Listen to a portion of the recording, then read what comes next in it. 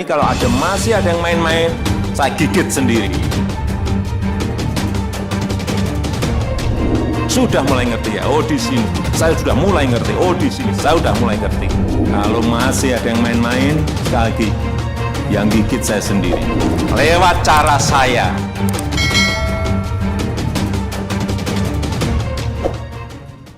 Pemerintah memutuskan total tambahan belanja dan pembiayaan APBN tahun 2020 untuk penanganan COVID-19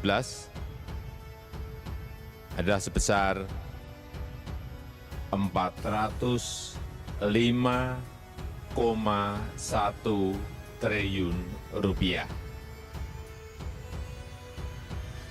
Modyar, KPK tetapkan hukuman mati bagi koruptor anggaran untuk COVID-19. Bukan hanya pemerintah, para penegak hukum juga ikut turun menangani wabah COVID-19. Sri Mulyani sebelumnya telah menambahkan dana puluhan triliun untuk anggaran COVID-19. Disinilah celah kejahatan korupsi bisa terjadi. Bahkan dalam situasi musibah kemanusiaan seperti saat ini tak mencegah bagi mereka yang tamak untuk menyunat anggaran tersebut. Untuk itu, pemerintah telah menggandeng KPK untuk mengawasi anggaran yang demikian besar. Hingga Firly Bahuri mengancam akan ada hukuman mati bagi mereka yang menyelewengkan. Sebelumnya, seperti dilansir kumparan.com, pemerintah kini memfokuskan APBN 2020 untuk penanganan COVID-19. Bahkan sejumlah belanja pemerintah dialihkan atau direlokasi untuk percepatan penanganan COVID-19 yang telah mewabah secara global tersebut.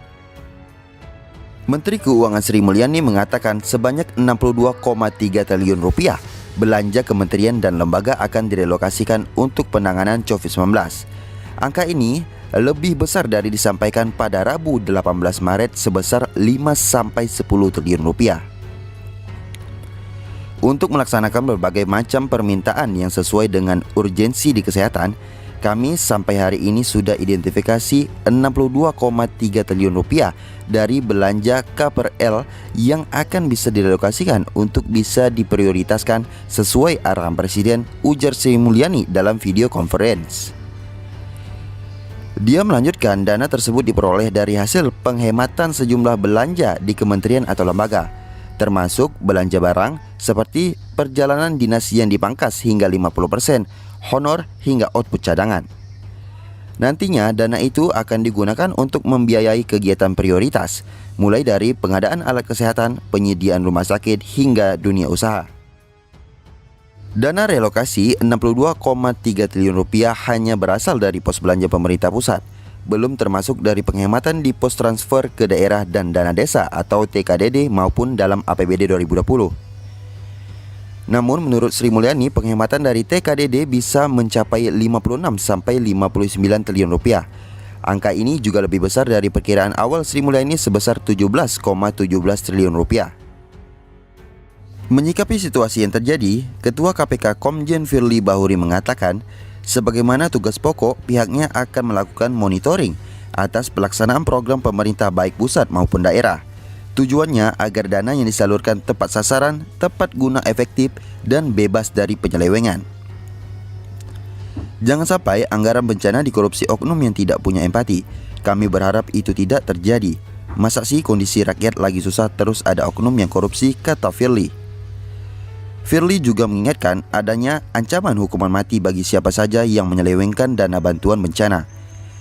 Ancaman pidana mati, kata dia, diatur dalam pasal 2 ayat 2 Undang-Undang 31 tahun 1999 tentang tindak pidana korupsi atau Tipikor. Masalah wabah COVID-19 adalah bencana non-alam dan pemerintah telah mengambil langkah-langkah penanganan termasuk mengalokasikan anggaran. Kita memberi dukungan seluruh langkah yang diambil karena penyelamatan kehidupan itu menjadi prioritas, kata dia. Seperti ayat 1 yang berbunyi, setiap orang yang secara melawan hukum melakukan perbuatan memperkaya diri sendiri atau orang lain yang suatu korporasi yang dapat merugikan keuangan negara atau perekonomian negara, dipidana dengan pidana penjara seumur hidup atau pidana penjara paling singkat 4 tahun dan paling lama 20 tahun dan denda paling sedikit 200 juta rupiah dan paling banyak 1 miliar rupiah.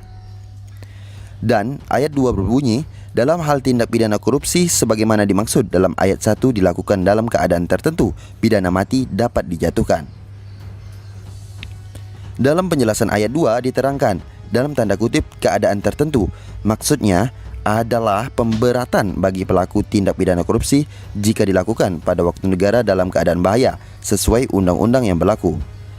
Semoga ketegasan pemerintah dalam memberantas korupsi anggaran untuk COVID-19 tak dipolitisasi oleh HAM dan kroninya. Jangan sampai ada yang membela koruptor agar tetap hidup, tapi melalaikan hak warga negara lain yang bisa mati gara-gara jatahnya korupsi. Sampai saat ini, pemerintah Jokowi sudah bertindak jauh untuk menghadapi COVID-19, mulai dari menyiapkan RS khusus COVID-19 di Pulau Galang yang selesai 28 Maret mendatang, menyulap RS Pertamina Jaya, hotel, dan Wisma Atlet untuk menampung pasien COVID-19, hingga mendatangkan 5 juta Avigan dan Chloroquine sebagai obat yang membantu kesembuhan pasien. Di samping itu, adanya rapid test massal tentu bisa membuat banyak kasus positif ditangani, minimal menyuruh mereka mengisolasi diri. Semoga upaya pemerintah pusat juga diiringi di daerah-daerah. Jangan sampai ada korupsi dana wabah, seperti anak mantan Republik Indonesia I yang menyuruhkan lockdown bersama elitnya. Nyatanya proyek Hambalang mangkrak di zaman bapaknya. Apalagi di DKI yang kini kasusnya bertambah drastis. KPK harus terus mengawasi. Jangan sampai dana yang ada jadi proyek bongkar pasang untuk faedah seperti bambu getah-getih, batu brojong, atau waring kali hitam. Tak peduli siapapun dan apapun jabatannya, kalau berani korupsi di tengah wabah, hukuman yang pantas hanya tembak mati. Diketahui, Presiden Jokowi menambah alokasi APBN senilai 405,1 triliun rupiah yang ditujukan ke sejumlah sektor ekonomi merespons wabah COVID-19. Melalui peraturan pemerintah pengganti undang-undang, kebijakan keuangan negara dan stabilitas sistem keuangan, Jokowi sekaligus menegaskan pemerintah mengambil langkah kebijakan pembatasan sosial berskala besar atau PSBB melawan COVID-19. Pemerintah sebelumnya juga telah menyatakan COVID-19 sebagai bencana non-alam dan bencana skala nasional. Maka anggaran penanganan tersebut menjadikan prasyarat hukuman mati bagi oknum yang korupsi pada dana tersebut. Berdasarkan ketentuan pasal 2 ayat 2 Undang-Undang Nomor 31 Tahun 1999 tentang pemberantasan tindak pidana korupsi, disebutkan bahwa dalam hal tindak pidana korupsi atau tipikor sebagaimana dimaksud dalam ayat 1 dilakukan dalam keadaan tertentu, pidana mati dapat dijatuhkan. Undang-undang ini menjelaskan bahwa keadaan tertentu dimaksudkan sebagai pemberatan bagi pelaku tipikor apabila tindak pidana tersebut dilakukan pada waktu negara dalam keadaan bahaya sesuai dengan undang-undang yang berlaku, pada waktu terjadi bencana alam nasional sebagai pengulangan tindak pidana korupsi, atau pada waktu negara dalam keadaan krisis ekonomi dan moneter. Dalam perinciannya, anggaran 405,1 triliun rupiah itu akan dipakai 150 triliun rupiah untuk pembiayaan program pemulihan ekonomi nasional, termasuk restrukturisasi kredit dan penjaminan untuk pembiayaan untuk UMKM dan dunia usaha menjaga daya tahan dan pemulihan ekonomi. Kemudian sebesar 75 triliun rupiah untuk bidang kesehatan meliputi pelindungan tenaga kesehatan, pembelian alat kesehatan, perbaikan fasilitas kesehatan, dan insentif dokter. Berikutnya, sebesar 110 triliun rupiah untuk jaring pengaman sosial yang mencakup penambahan anggaran kartu sembako, kartu prakerja, dan subsidi listrik.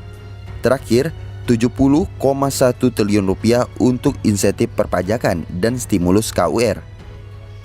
Ketua Komisi Pemberantasan Korupsi Firly Bahuri membenarkan ancaman hukuman mati pada korupsi dana bencana tersebut. Ingat, ancaman hukuman mati koruptor anggaran bencana dan proses pengadaan darurat bencana, ungkap Firly kembali dikonfirmasi cnnindonesia.com. Pemerintah memutuskan total tambahan belanja dan pembiayaan APBN tahun 2020 untuk penanganan COVID-19 adalah sebesar 405,1 triliun rupiah. Total anggaran tersebut akan dialokasikan 75 triliun rupiah untuk belanja bidang kesehatan. 110 triliun rupiah untuk perlindungan sosial.